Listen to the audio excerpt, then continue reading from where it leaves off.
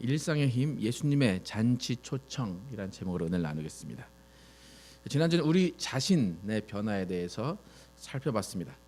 근데 우리 자신이 변하는 것은 내가 각오하고 내가 결정해서 내 스스로 변하는 것이 아니라 예수님으로 인해 변화된 나의 신분이 무엇인지를 알고 그 신분대로 살아가는 것이 나의 변화입니다.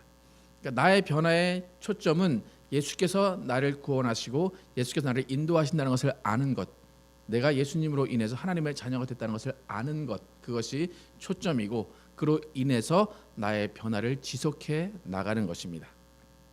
예수님은 우리를 새 사람 되게 하셨습니다. 고린도후서 5장 17절에 그런즉 누구든지 그리스도 안에 있으면 새로운 피조물이라 이전 것은 지나갔으니 보라 새 것이 되었도다. 여러분은 새 것이라고 성경은 이야기합니다. 그러니까 새 사람으로 변화되었다. 이것을 인정하고 그 변화된 사람으로서 변화된 삶을 살아가는 것. 그것은 이전의 삶을 벗어버리고 이전의 삶의 방식이 아닌 새로운 삶의 방식, 예수 그리스도께서 알려주시는 생활 방식을 가지고 살아가는 것을 우리는 변화라고 합니다. 여러분, 크리스찬으로서 이전에 크리스찬이 아니었을 때의 삶과 크리스찬의 삶을 비교하면 어떤 점이 많이 다른지 한번 생각을 해보시기 바랍니다. 달라졌습니까? 달라지긴 했습니까? 네. 네. 사실 새 사람으로 이 세상을 살아간다는 것은 쉬운 일이 아닙니다. 이 세상의 문화가 전부다라고 살아가던 그 삶에서 크리스찬의 문화를 가지고 살아간다는 것은 어색하고 또 그것을 행할 때에 우리는 고난이라는 것을 받게 됩니다. 그러니까 이 세상 사람으로 살아가는 것도 힘듭니다, 그죠? 세상살이가 여러분 쉽습니까?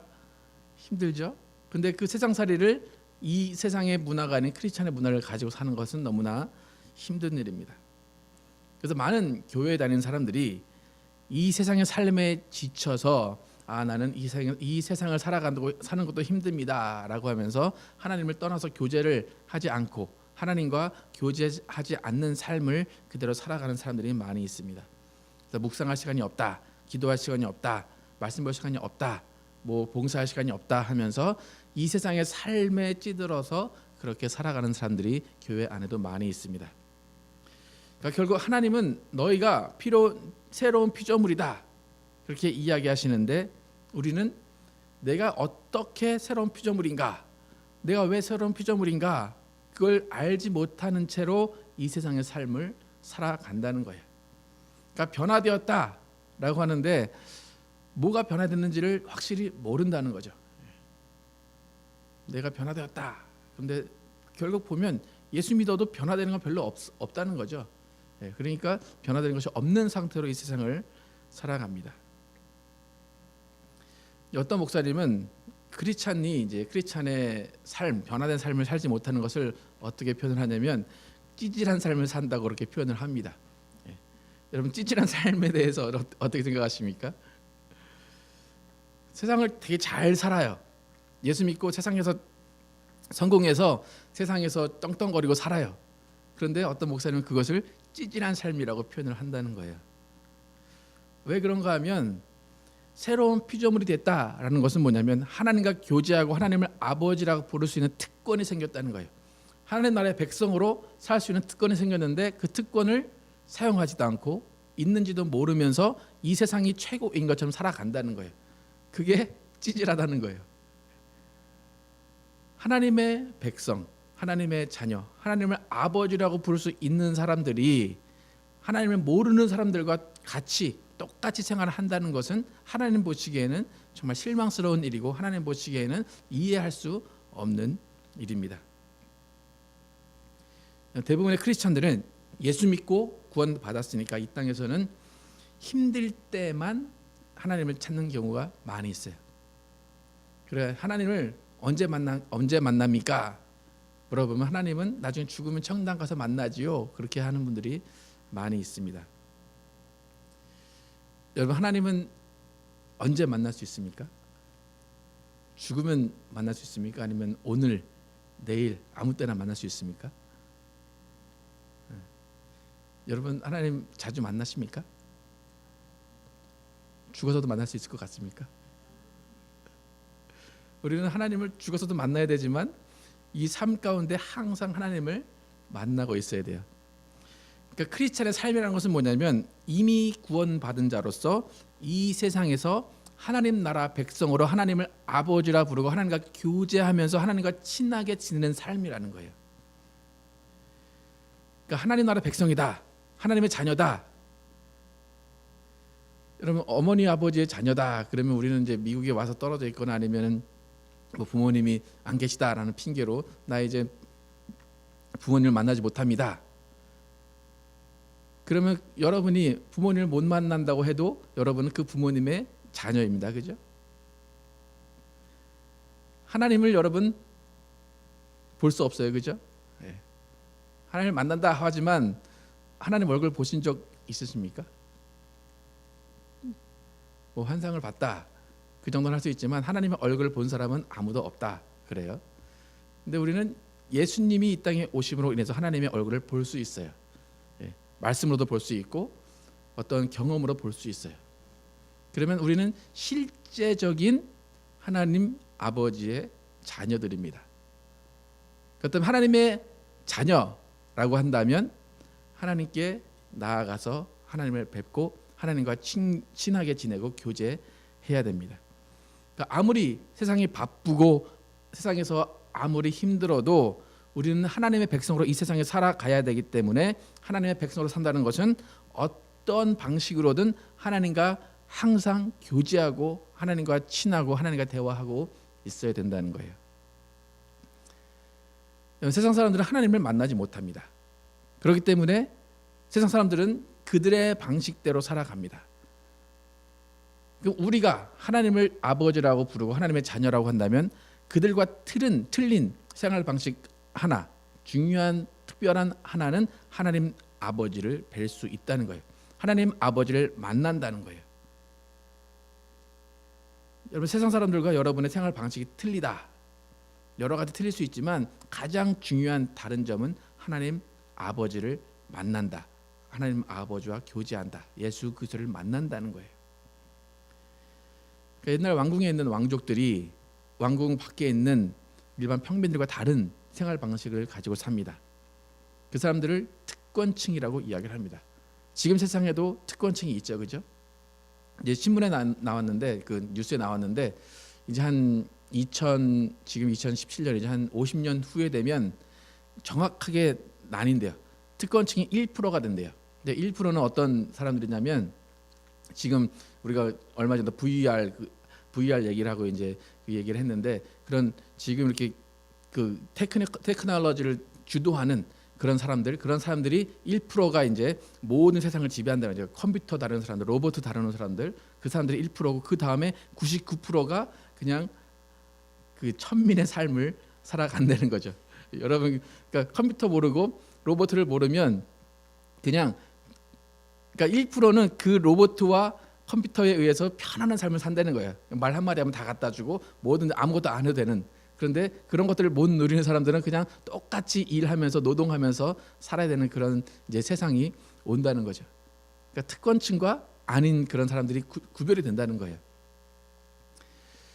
근데 이 세상에 살아가면서 우리는 특권층이라는 의식을 가지고 살아야 돼요.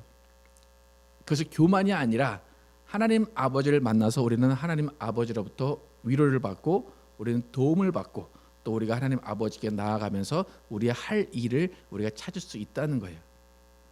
그래서 하나님의 자녀로서의 특권을 가지고 살아가는 것이 우리의 삶인데 예수님이 이 땅에 오셔서 계속 그걸 말씀하시는 거예요. 너희는 하나님 나라 백성이다. 너희는 아버지를 알아라. 나는 아버지의 말을 하러 왔다. 아버지의 일을 하러 왔다. 그것은 뭐냐면 너희는 특권층이야. 너희는 아버지를 만날 수 있어. 하나님을 아버지라 부를 수 있어. 그런데 그렇게 하나님을 아버지라 부르는 사람들은 생활 방식이 틀려야 돼라는 것을 계속해서 가르쳐 주시는 거예요. 그래서 오늘 본문도 오늘 12절부터 읽었는데 오늘 이제 누가복음 14장 1절부터 보면 예수님이 이제 바리새인의 집에 초청을 받으신 이야기예요. 여러분 예수님이 바리새인의 집에 돌아갔다. 초청을 받았다. 여러분 어떻게 생각하십니까? 어떤 분위기가 형성이 됐을 것 같습니까? 바리새인과 예수님 친했나요? 안 친했나요? 친했나요? 예수님이 바리새인을 계속 욕하셨어요. 근데 오늘 누가복음 14장에서 바리새인이 예수님을 초청했어요. 그러면은 여러분 그냥 이 내용을 잘 몰라도 어떤 생각이 돼? 왜 초청했을까? 여러분 어떤 생각이 드십니까? 뭔가 꿍꿍이가 있다. 그렇게 생각이 들죠? 이 시대 예수님과 바리새인은 앙숙이었는데 예수님을 식사 자리에 초대했어요. 그런데 이 초대한 날이 무슨 날이라고 써 있습니까? 없나 여기? 네, 초대한 날이 안식일이에요. 그러니까 안식일에 초대를 했어요. 정말 꿍꿍이가 있는 거예요. 그래서 안식일에 초대를 했는데 이제 쭉 예수님이 식사 자리에 쭉 앉았어요. 앉았는데 앞에 보니까 이제 누가복음 14장 1절 후반에 보면 수종병 걸린 사람이 앉아 있더라. 그렇게 얘기가 나와요. 수종병이 뭔가 하면 이렇게 우리가 복수가 찬다 그런 것처럼 퉁퉁 붓는 그런 병이에요. 그런 병이 걸린 사람이 딱 앉아 있어요. 그 사람이 앉아 있을 자리가 아니잖아요. 식사 자리인데 앉아 있어서 그 사람들이 바리새인들이 예수님한테 물어보는 거예요. 예수님, 이 사람을 안식일에 고치는 것이 좋습니까? 안 좋습니까? 그렇게 물어봐요. 예수님이 어떻게 했을까요? 그냥 뻔하죠. 예수님 고치셨어요. 고치시고 그들에게 야 안식일에 누가 너희 가족이 물에 빠졌는데 안식일이라고 그 사람을 안 건져내겠냐? 그러면서 예수님이 그 사람을 고쳤어요. 그래서 그 사람들 할 말이 없어요. 이제 그 다음에 예수님이 이제 한번 당했잖아요. 그러니까 예수님도 한번 당하면 좀 이렇게 갚아주는 그런 스타일이었던 것 같아요. 그래서 계속해서 이제 너희는 이렇게 살면 안 된다, 이렇게 살면 안 된다, 그것을 말씀하고 계세요. 그래서 예수님께서 이제 쭉 말씀하시는 것이 뭐냐면 우리가 잘 아는 예수님이 잔치를 딱 들어가셨는데 그 바리새인이나 그 친구들 중에 하나가 제 상석에 가서 앉는 거예요. 상석에 가서 앉으니까 예수님이 뭐라고 합니까? 너희는 초대해서 어느 자리에 가면 상석에 앉지 마라. 그냥 말석에 앉아 있다가 어떤 사람들이 너를 이렇게 올려주면 이렇게 상석에 가서 앉는 거지. 만약에 너희가 상석에 앉아 있다가 너희보다 더 큰 사람이 오면 너희는 이렇게 쫓겨날 거 아니냐. 그러니까 너희는 상석에 앉지 마라. 그 얘기를 이제 한번 펀치를 하나 날리십니다. 그 두 번째 펀치가 또 남아 있는데 그것이 오늘 본문입니다. 12절에서 14절 함께 같이 한번 읽어보겠습니다. 시작. 또 자기를 청한 자에게 이르시되 내가 점심이나 저녁이나 베풀거든 벗이나 형제나 친척이나 부한 이웃을 청하지 말라. 두렵건대 그 사람들이 너를 도로 청하여 내게 가품이 될까 하노라. 잔치를 베풀거든 차라리 가난한 자들과 몸 불편한 자들과 저는 자들과 맹인들을 청하라. 그리하면 그들이 갚을 것이 없으므로 내게 복이 되느니 이는 의인들이 부활 시에 내가 가품을 받겠음이라 하시더라. 펀치 한번 날리시고 또 날리신다고 그러죠. 또 자기를 청한 자에게, 청한 자가 누굽니까? 바리새인입니다. 바리새인에게 이제 얘기하는 거예요. 네가 나를 초청했다. 그래 좋다 이거다. 그런데 네가 누구를 초청하려거든 너에게 유익이 되는 사람을 초청하지 말고 갚지 못할 사람을 초청해라. 그러니까 지금 너희가 베푸는데 내가 이 사람에게 베풀었으니까 내가 뭘 받을 거야. 그런 생각할 수 없을 만한 사람들, 가난한 자들과 몸 불편한 자들과 저는 자들과 맹인들을 청하라. 이 이야기를 하십니다. 여러분 예수님이 지금 이때 몇 살입니까? 30대 초반입니다. 그죠? 30대 초반에 여러분의 주위의 사람들, 지금 보통 우리보다 다 어린 사람들이죠. 그 사람이 와서 이렇게 여러분의 잔치에 와서 얘기를 했다고 생각을 해보세요. 여러분 어떻겠습니까? 기분 나쁘겠죠? 예수님은 이것을 홧김에 이야기한 게 아니에요. 내가 한번 당했으니까 한번 너도 맛 좀 봐라. 그게 아니라 예수님은 이 땅에 오셔서 자신이 어떤 일을 하는가, 나는 이런 생활 방식을 가지고 살아. 너는 나를 초청할 때 너의 생활 방식으로 초청을 했는데 나는 너의 생활 방식이 아닌 나의 생활 방식을 가지고 살아 라고 말씀을 해 주셨다는 거예요. 예수님의 생활 방식, 예수님이 이 땅에 왜 오셨는가를 알려주신다는 거예요. 예수님이 이 땅에 오셨을 때는 어떤 부자들, 정말 잘 나가는 사람들, 그 사람들을 모아서 사업하시려고 아니면 뭔가 잘 일을 해보시려고 오신 것이 아니라 가난한 자들, 저는 자들, 불편한 자들을 예수님이 고쳐주시고 그들을 구원해 주시기 위해서 이 땅에 오셨다는 예수님의 삶의 방식을 이야기하시는 거예요. 그러니까 예수님께서 말씀하신 것은 뭐냐면 너희가 하나님의 자녀의 특권을 가진 자의 삶이라면 호의를 베푸는 삶을 살아라, 그렇게 말씀을 하신다는 거예요. 호의라는 것은 내가 어떤 것을 받을 거야 라는 그 계산을 가지고 하는 것이 아니라 내 모든 것이 다 나가도 들어올 수 없어 라는 그것을 알고도 베푸는 것이 호의입니다. 여러분, 사람들을 집에 초대해 보셔서 아시지만 절대로 쉬운 일이 아닙니다. 그래서 무슨 의도를 가지고 하지 않으면 그것이 쉬운 일이 아니에요. 특히 이제 교회에서 모임을 한다고 하면, 교회에서 모임을 하면 교회 모임 한 다음에 나한테 돌아올 게 별로 없어요, 그죠? 네. 뭐 많이 사오지도 않아요, 그죠? 네. 그래도 교회 모임을 우리가 하는 이유는 뭡니까? 우리가 그 예수님의 사랑 안에서 호의를 베푸는 것을 실천하기 위해서예요. 예수님께서 호의를 베푸는 삶을 살아라, 그 말씀을 하신 것은 뭐냐면 그것이 우리 삶을 이끌어가는 영성이기 때문이에요. 성령 충만하다. 여러분 어떤 삶을 사실 것 같습니까? 성령 충만하다. 막 기도 3시간, 기도 4시간 막 해야 될 것 같죠? 성령 충만한 사람이 집에 많이 초대하는 사람이 성령 충만한 사람이에요, 여러분. 안 믿기십니까? 정말이에요. 성령 충만한 사람은 집에 초대해요. 예. 호의를 베푼다는 거예요. 근데 어떤 사람을 초대합니까? 목사 초대하면 안 돼요.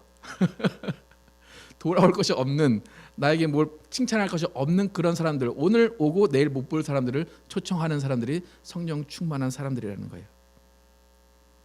근데 예수님은 너희가 손해 봐라 그렇게 하시지만 그걸로 끝난다 말씀하지 않았어요. 오늘 14절에 보면 우리에게 복이 되고 의인들의 부활 시에 하나님이 다 갚아주신다 그래요. 그러니까 우리는 선불이에요, 선불. 선불로 다 베풀고 그다음에 하나님께서 갚아주실 것을 기다리는 사람들이에요. 예수님의 삶을 보시면 예수님은 가진 것 하나도 없었어요. 그리고 예수님은 계속해서 어떻게 사셨습니까? 가진 것 없이 떠돌아다닙니다. 12명이. 그럼 예수님이 들어가서 잠을 주무시고 식사를 대접받을 때 예수님이 돈을 내셨을까요? 모르죠, 안 봐서, 그죠? 근데 제 생각에는 아무것도 안 냈을 것 같아요. 3년 동안 그러고 다니셨어요.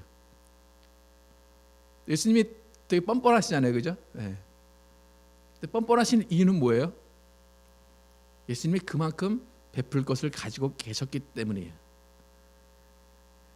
예수님은 먹고 튀는 그런 사람이 아니라 예수님이 그만큼 줄 것이 있었기 때문에 그들에게 베품을 받으셨다는 거예요.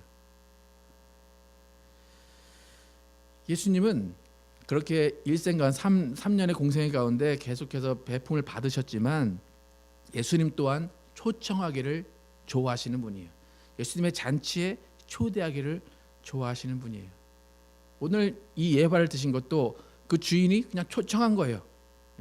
다른 사람들 어떤 이익을 원해서 그런 것이 아니라 그냥 잔치를 베풀어주고 싶었던 거예요. 예수님이 우리에게 초청을 하십니다.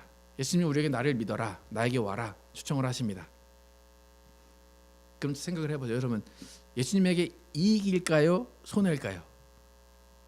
어떤 사람이 예수님의 초청에 응했어요. 그럼 예수님에게 손해일까요? 이익일까요, 여러분?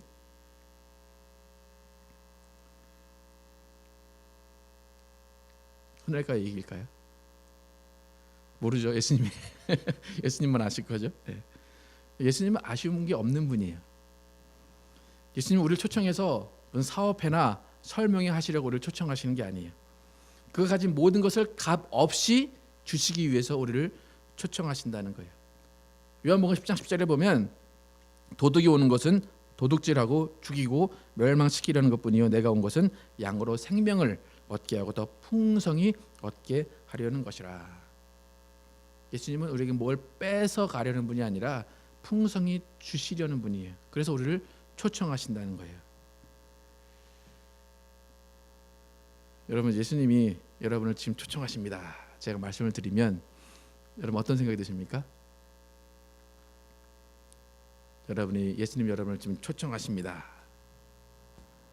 그 초청에 바로 응하실 것 같습니까? 아니면 어떠실 것 같습니까?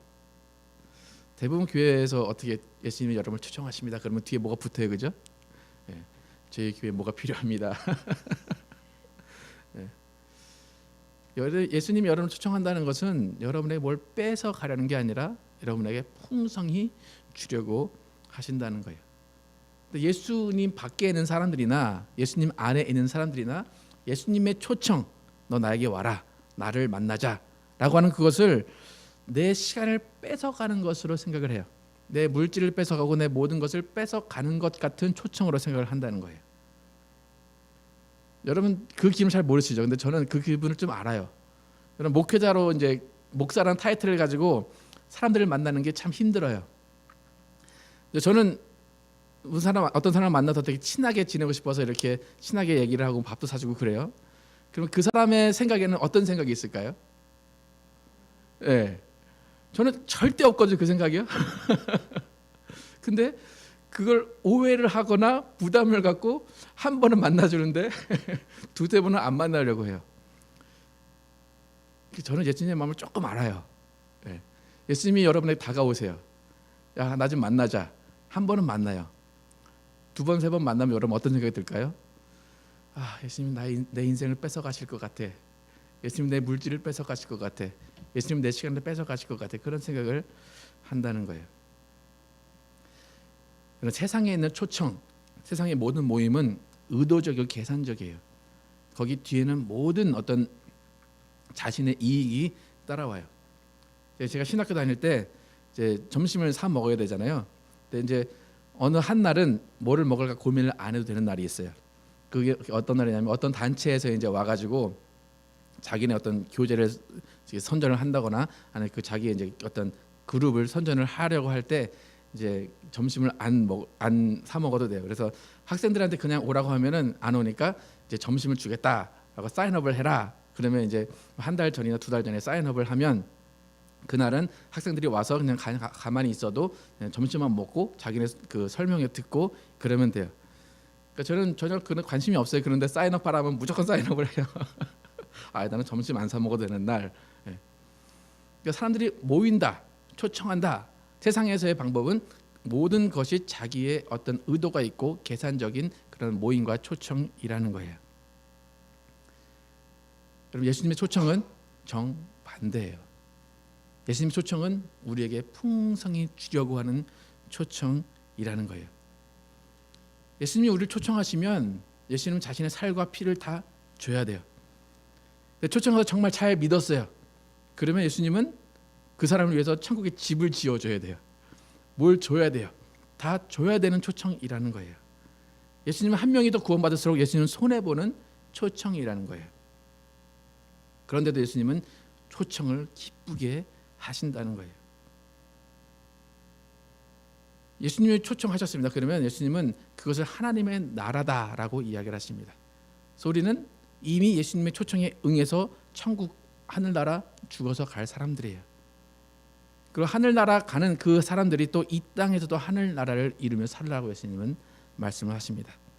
오늘 본문 15절에 보면 예수님이 그런 초청에 대한 얘기를 하니까 어떤 사람이 하나님의 나라에 대해서 언급을 해요. 하나님의 나라에서 떡 먹는 거 참 좋겠다. 그 얘기를 해요. 예수님은 또 그 말 딱 받아들이시고 그 다음에 쭉 어떤 예화를 또 들어서 설명을 하십니다. 15절에서 24절 함께 한번 쭉 읽어보겠습니다. 시작. 함께 먹는 사람 중에 하나가 이 말을 듣고 이르되 무릇 하나님의 나라에서 떡을 먹는 자는 복되도다 하니 이르시되 어떤 사람이 큰 잔치를 베풀고 많은 사람을 청하였더니 잔치할 시각에 그 청하였던 자들에게 종을 배며 이르되 오소서 모든 것이 준비되었나이다 하며 다 일치하게 사양하여 한 사람은 이르되 나는 밭을 샀음에 아무래도 나가 보아야 하겠으니 청컨대 나를 양해하도록 하라 하고 또 한 사람은 이르되 나는 소 5 겨리를 샀음에 시험하러 가니 청컨대 나를 양해하도록 하라 하고 또 한 사람은 이르되 나는 장가 들었으니 그러므로 가지 못하겠노라 하는지라 종이 돌아와 주인에게 그대로 고하니 이에 집 주인이 노하여 그 종에게 이르되 빨리 시내의 거리와 골목으로 나가서 가난한 자들과 몸 불편한 자들과 맹인들과 저는 자들을 데려오라 하니라. 종이 이르되 주인이여 명하신 대로 하였을 때 아직도 자리가 있나이다. 주인이 종에게 이르되 길과 산 울타리로 나가서 사람을 강간하여 데려다가 내 집을 채우라. 내가 너에게 말하노니 전에 청하였던 그 사람들은 하나도 내 잔치를 맛보지 못하리라 하였다 하시니라. 이 예화는 세상의 모든 사람들이 예수님에게 초청된 하나님의 나라 잔치에 대한 이야기입니다. 좀 아까도 말씀드렸지만 이 하나님의 나라 잔치는 우리가 죽어서 가는 그 잔치도 포함이 되지만 이 땅에서 우리가 살아가면서 예수님이 나에게 오라, 나를 만나자 하는 그 초청도 함께 포함이 됩니다. 여러분 지금 하나님의 나라, 아마 지금 맨 처음에 15절에 하나님의 나라를 언급한 사람은 죽어서 가는 그 하나님의 나라를 언급했을 거예요. 여러분 하나님의 나라 하면 언제 간다고 생각하고 어디에 있다고 생각하십니까? 하나님의 나라. 하나님의 나라가 어디 있다? 언제 갈까? 대부분 하나님의 나라를 이 땅이 아닌 어느 우주 밖이나 어느 다른 새 하늘과 새 땅이라고 했으니까 그곳에 있다고 생각을 합니다. 그죠? 그리고 이 땅에서가 아니라 죽어서 가는 세상이라고 생각을 합니다. 그것도 맞아요. 그런데 둘 다 틀린 말은 아닌데 또 완전한 정답도 아니에요. 하나님의 나라가 죽어서 가는 것도 맞지만 예수님은 계속해서 하나님의 나라가 이미 임했다라고 설명을 하십니다. 그러니까 결국 지금 하나님의 나라에 초청한다, 그 이야기는 우리가 죽어서 가는 그 하나님의 나라에도 초청을 하시지만 이 세상에 살면서 이 세상에서 우리가 누려야 되는 하나님의 나라에도 초청을 하신다는 거예요. 근데 지금 주인이 초청을 했는데 세 명의 사람이 응하지 않아요. 그래서 어떻게 말하면 일치하게 응하지 않았다. 모두가 다 거절했다. 그렇게 나와요. 세상에 나오는 첫 번째 사람은 왜 거절했습니까? 뭘 샀습니까? 밭을 샀습니다. 그죠? 지금으로 말하면 어떻게 됩니까? 땅 사고 아파트 샀는데 값이 막 오르니까 이제 그걸 가지고 투기하러 막 다니는 거예요. 너무 바쁘죠. 부동산업 하시는 분들이 이제 대부분 이런 일을 하십니다. 또 한 사람은 뭐예요? 소 5겨리를 샀다. 겨리라는 건 뭐냐면 2마리를 얘기해요. 이제 어떤 그 뭐라 그러죠? 그 지게인가요? 이렇게 소 이렇게 지게 지고 쭉 갈 때 2마리를 세트로 해서 쭉 가게 하는데 그래서 겨리라고 그래서 10마리를 산 거예요. 소 10마리면 지금도 비싼데 그때는 얼마나 비쌌겠어요? 그러니까 사업이 대박난 사람이에요. 사업이 대박난 사람이 예수님이 초청했는데 예수님 나는 지금 사업해야 되니까 못 가겠습니다. 그런 거예요. 또 마지막으로 어떤 사람입니까? 장가든 사람. 가장 행복한 순간이에요. 세상에서 아무것도 부러울 것이 없는 그런 사람이에요. 또 어쩌면 세상에 가장 무거운 짐을 지고 있고 이것을 포기할 수 없는 세상에 어떤 얽매여서 살아가는 사람들, 세상에 감당해야 될 일들이 많기 때문에 예수님의 초청에 응하지 않은 거예요. 다 나름대로 이유가 있습니다. 그래서 초청에 응하지 못했더니 어떤 예수님이 그 주인이 뭐라고 말합니까? 거리에서 가난한 자들과 몸 불편한 자들과 맹인들과 저는 자들을 데려오라. 이것이 예수님께서 예화를 드셨지만 예수님께서 우리에게 알려주시는 천국 잔치, 하나님의 나라의 잔치에 대한 거예요. 하나님의 나라의 잔치 언제 있을 것 같습니까? 아까도 말했지만 우리는 대부분 죽어서 갖는 그 하나님의 나라의 잔치만 생각을 해요. 그래서 우리는 하나님의 나라의 잔치 나 죽어서 가겠지. 근데 예수님은 오늘도 초청하시고 내일도 초청하시고 계속해서 예수님의 하나님의 나라 잔치에 초청을 하신다는 거예요. 하나님의 나라가 이미 임했다. 너는 하나님의 나라의 백성이다. 너는 이 땅에서 나와 함께 잔치하며 살자. 그렇게 초청을 하신다는 거예요. 지금 3명의 사람이 예수님의 잔치에 초청에 응하지 않았는데 이 잘 나가는 이 3명 이 중에 아마 저는 제가 생각하기에는 많은 크리스찬이 속해 있을 거라고 생각이 들어요. 예수 믿고 승승장구하는 사람들, 예수 믿고 병난 사람들, 예수 믿고 모든 것들이 예수님 안에서 잘 되고 있다라고 하는 사람들이 많이 들어있다고 생각을 합니다. 예수님은 그 사람들에게 네가 사는 그 삶을 잠깐 멈춰라 얘기하세요. 네가 사는 삶을 잠깐 멈추고 나에게 와서 나와 대화하고 나와 교제하고 나와 함께 잔치하자. 그렇게 초청하는데 예수님 나는 바쁩니다. 예수님 나는 할 일이 많습니다. 나중에 천국에서 봅시다. 그렇게 응하는 사람들이 많다는 거예요. 여러분, 우리가 받아들인 예수님의 잔치의 초청은 예수님 믿을 때 한 번, 또 죽어서 한 번, 그것이 아니에요. 예수님은 우리에게 계속해서 나와 잔치하자, 나와 교제하자 말씀하신다는 거예요. 그래, 너 바쁜 거 알아, 너 잘 사는 거 알아. 그런데 잠깐 멈추고 나와 교제해라. 그래서 나와 함께 풍성한 삶을 살아가자라고 이야기를 하세요. 예수 믿는다, 그것은 이 땅을 떠나는 게 아니에요. 이 세상에서 살아가는 거예요. 이 세상에서 하나님의 사람으로 특권을 가지고 살아간다는 거예요. 그래서 오늘 본문 25절과 27절에 보면 하나님 나라에서 예수님의 제자로 사는 것이 무엇인가를 예수님이 말씀하세요. 함께 25절에서 27절 함께 읽어보겠습니다. 시작. 수많은 무리가 함께 갈새 예수께서 돌이키사 이르시되 무릇 내게 오는 자가 자기 부모와 처자와 형제와 자매와 더욱이 자기 목숨까지 미워하지 아니하면 능히 내 제자가 되지 못하고 누구든지 자기 십자가를 지고 나를 따르지 않는 자도 능히 내 제자가 되지 못하리라. 지금 앞에서 무슨 얘기를 했습니까? 나의 초청에 응해라. 근데 다 안 왔어요, 그죠? 그리고 바로 이 얘기를 하시는 거예요. 내 제자가 되려면, 예수님이 여러분을 초청하는 이유는 내 제자가 되자, 나와 함께 교제하고 나와 함께 일하자, 나와 동역하자, 그거예요. 그런데 안 와요. 안 올 줄 알고 있었어요, 예수님은. 그죠? 내게 오는 자가 자기 부모와 처자와 형제와 자매와 더욱이 자기 목숨까지 미워하지 않으면 능히 내 제자가 되지 못하고. 예수님이 정말로 버리라는 게 아니에요. 정말 버릴 정도로 각오를 하고 나에게 오라, 그거예요. 너희가 그 세상의 삶 이전에 그 세명과 같은 세상의 삶을 포기하지 못한 채로 그대로 살아간다면 나와 너는 상관이 없어 라고 말씀하신다는 거예요. 이렇게 아무것도 포기하지 못하면 너는 내 제자가 될 수 없어. 여러분, 예수님의 제자가 될 생각이 별로 있으신가요, 없으신가요? 예수님의 제자가 되실 생각이 있으십니까, 여러분? 정말 있으십니까? 많은 사람들은 이 이야기를 들으면 제자가 되긴 해야 되는데 제자가 안 돼도 되지 않나? 많은 사람들이 우리 일상 가운데 별로 제자가 안 돼도 된다고 생각을 해요. 필요성을 못 느껴요. 제자가 안 돼도 살아가는데 별 문제가 없기 때문에 별로 필요성을 느끼지 못해요. 그러니까 저는 이제 목회 생활을 하면서 가장 이렇게 예수님께 불만이 뭐냐면, 예수님이 이 말씀에서 니네가 제자가 안 되면 천국에 절대 못 들어가, 천국에 절대 못 와. 그러면 목사가 설명을 안 해도 돼요.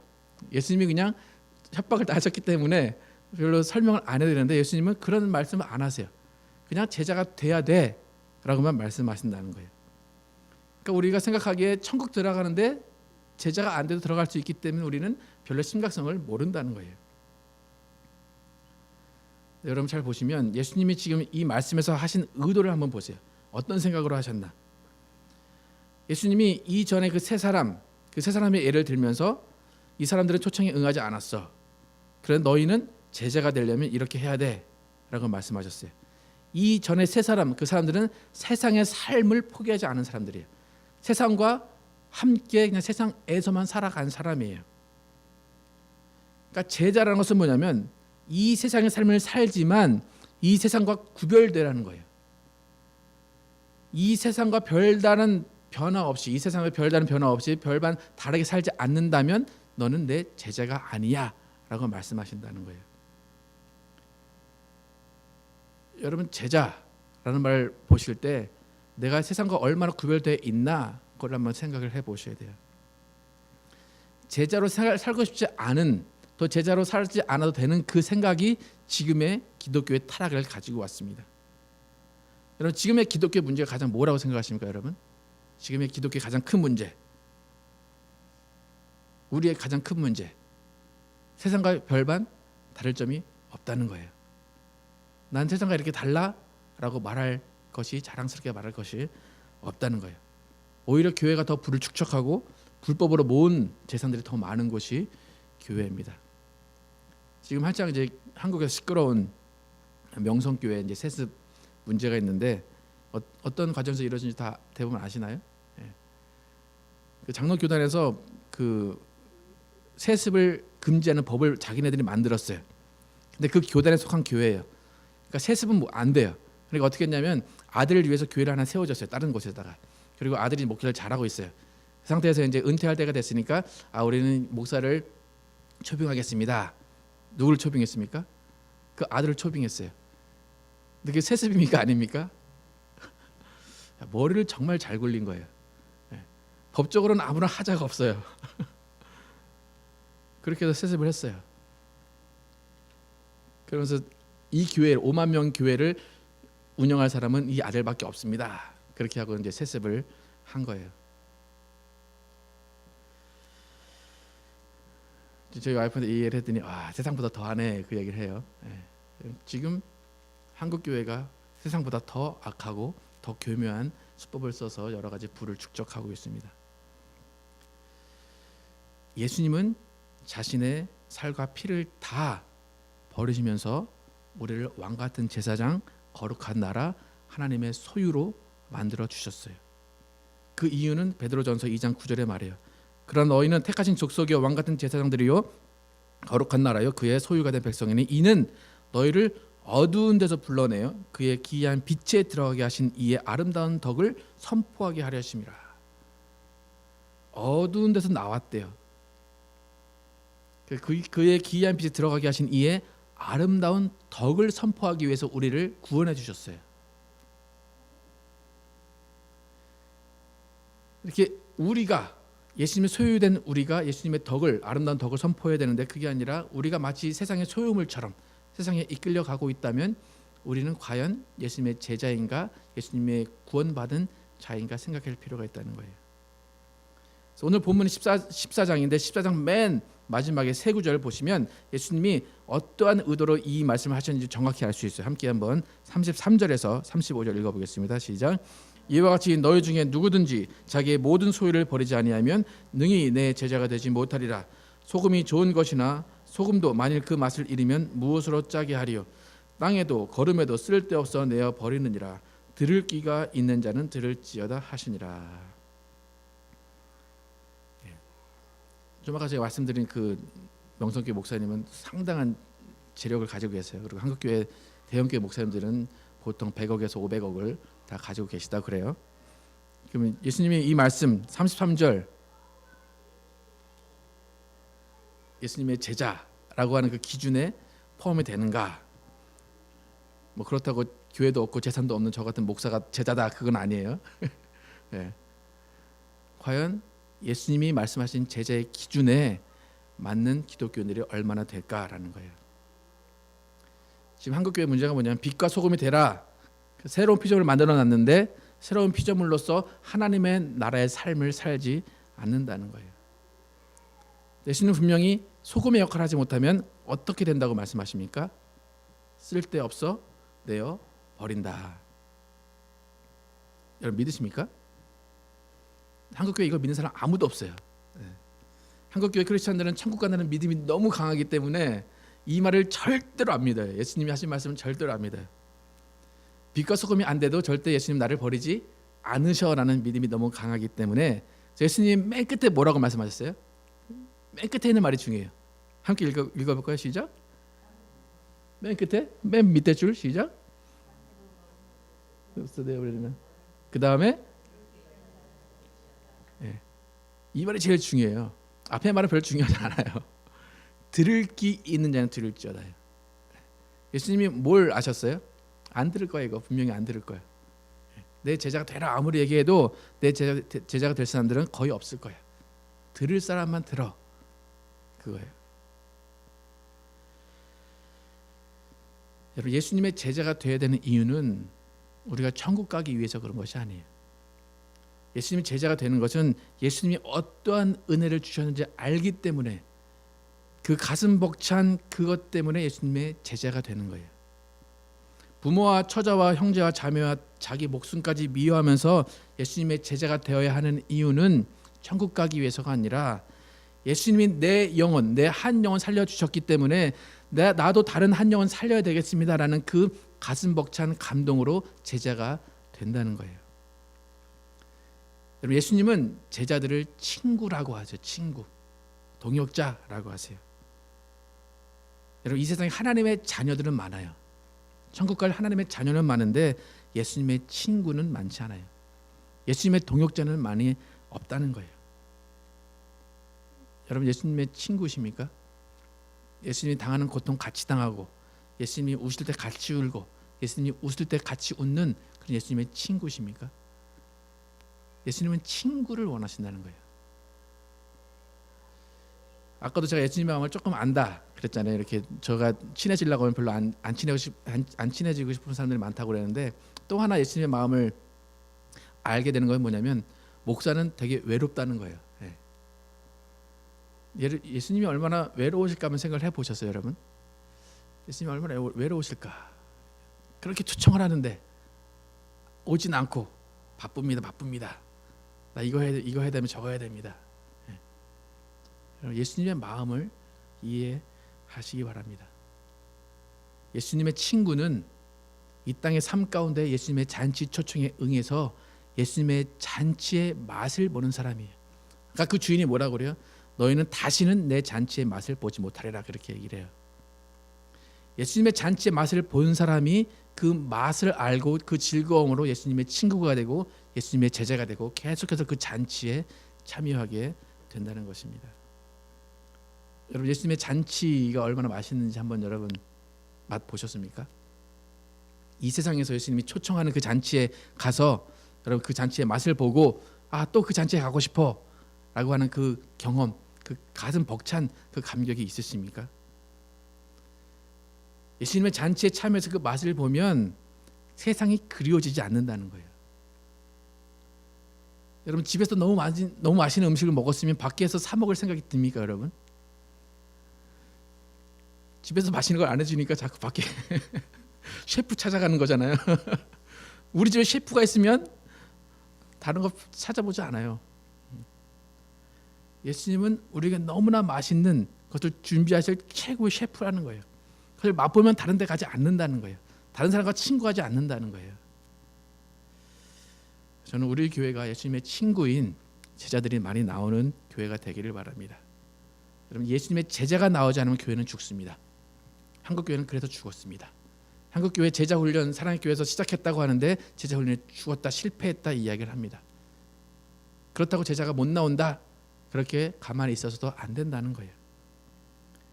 우리는 예수님의 잔치에 참여하고 그 잔치에 참여해서 그 맛을 알고 그 잔치에 계속해서 가는 사람들이 되어야 됩니다. 그래서 예수님과 친구가 되고 예수님과 제자가 되어야 됩니다. 그래서 우리 모두는 예수님의 음성을 들을 수 있는, 들을 귀 있는 자가 되어야 됩니다. 그래서 이 세상의 빛과 소금이 되어야 됩니다. 빛과 소금은 이 세상 예수님의 어떤 복음을 말로 전파하는 사람이 아니라 오늘 앞에 나온 것처럼 호의를 베푸는 사람이에요. 나에게 줄 것이 없는, 돌아올 것을 기대할 수 없는 사람들에게 호의를 베푸는 그 삶이 예수님의 제자이고 예수님의 친구의 삶입니다. 그래서 우리 모두는 예수님께 나아가서 예수님과 함께 예수님의 잔치에 참여해서 예수님이 주신 것을 맛보고 그 기쁨과 그 행복으로 예수님과 친구 되시는 여러분과 제가 되기를 예수 이름으로 축원합니다. 기도하시겠습니다.